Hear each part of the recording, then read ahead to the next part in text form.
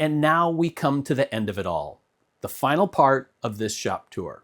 Hi, I'm Phil, and this is my shop. Now you might be asking yourself, why 4 segments on a workshop that's only 8 feet by 23 feet and some change long?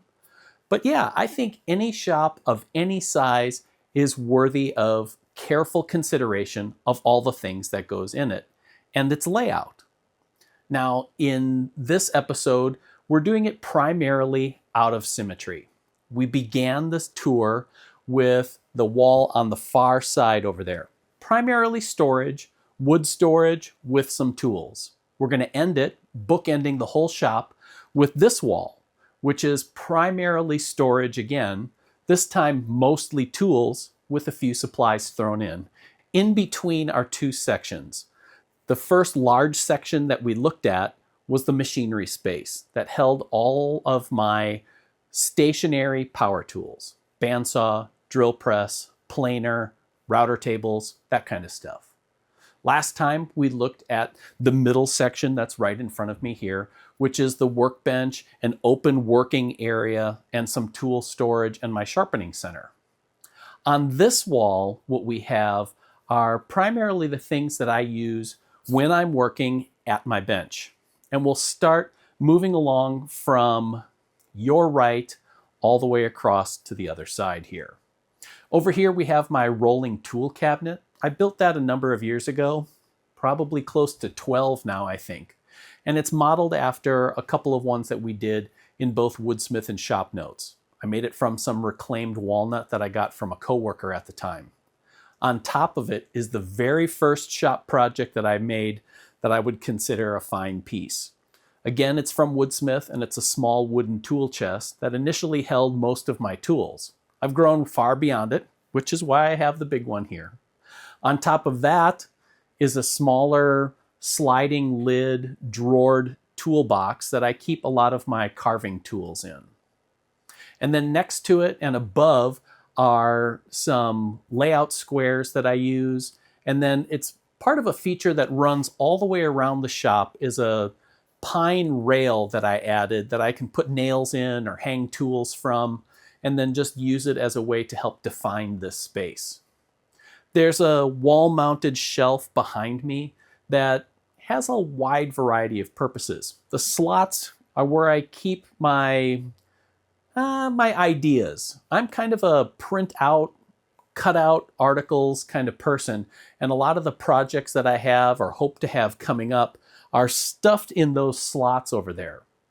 And then I also have in the shelf my hand sanding tote that I keep there, a few jigs that I want to have close at hand for when I'm working, and just some stuff that I consider shop art. In fact, I have a few things scattered around the shop here that help to create a little bit of a sense of space, that this is more than just the back end of a garage. So I have some artwork of things that inspire me, some pine cones that I've picked up, some interesting pieces of woodwork that I think are kind of cool looking or have interesting grain or things like that. Even some tools are up there that I don't know that I'll ever use, but they look kind of fun and inspire me while I'm here in this space.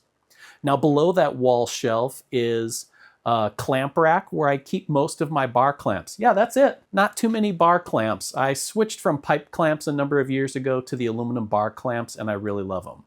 I have a couple of shop-made clamps that we used that Chris Fitch designed for repairing chairs. They're kind of cool, based around some threaded rod. In front of that is my hardware cart. It's just a small thing that, again, is kind of a cobbled together idea of a few different designs. And I keep most of the fasteners that I use on a regular basis, along with some other supplies that are used in joining wood. So biscuits and loose tenons, and then some interesting hardware. There's a Habitat for Humanity Restore in town here that for a while had a section called their Curiosity Shop. There was just some strange oddball stuff in there. So the bottom 2 drawers of that cart are kind of my curiosity shop. Interesting things that I might use, or they might just get recycled at some point. And then over on the other side is one last workstation that I managed to tuck in.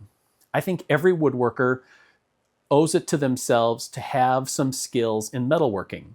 Whether that's fine-tuning some hardware or repairing something in existing pieces from friends and family, or being able to fabricate your own parts. Having a place to do that that's separate from the woodworking space keeps all of the metal filings and oil and gunk and all that kind of stuff taken care of. So I have an anvil stand, is what it was originally designed for, that I keep a bench vise on and a bunch of other metalworking related tools, and even a small hand-cranked grinder. That grinder has a custom tool rest that was inspired by one that I saw in a James Krenoff book. It's worked out pretty handy for me, and frankly, for a small shop like this, I just don't have the space for a regular bench grinder hanging around here. So there you have it. That's it for this part of the shop. I love hearing your comments and questions about what's going on in my workshop and how I work in it. It's proven to be a really great place for me. Would I love to have more space? Maybe a standalone shop? Maybe a wood-burning stove to keep it warm in the winter? Yeah, probably all of those things. But I've grown to really love this particular space and feel content in it. It's also a great way to help me avoid accumulating too much, whether it's wood scraps, tools, jigs, or other stuff. I find what I need here, and if it doesn't get used in a short amount of time, then I can move it along to somebody else. Really appreciate you joining me for this particular tour. And like I said, we'll be building along some other stuff here in the future. Thanks for watching, everybody. Bye.